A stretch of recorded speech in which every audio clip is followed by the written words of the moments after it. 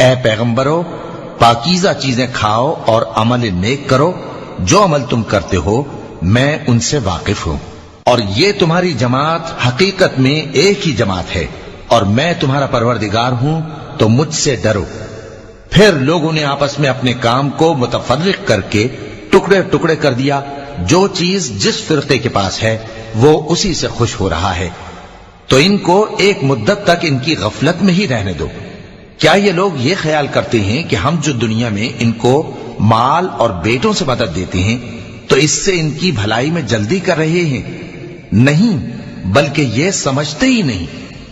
جو لوگ اپنے پروردگار کے خوف کی وجہ سے ڈرتے ہیں اور جو اپنے پروردگار کی آیتوں پر ایمان رکھتے ہیں اور جو اپنے پروردگار کے ساتھ شریک نہیں کرتے اور جو دے سکتے ہیں دیتے ہیں، جبکہ ان کے دل اس بات سے ڈرتے رہتے ہیں کہ ان کو اپنے پروردگار کی طرف لوٹ کر جانا ہے۔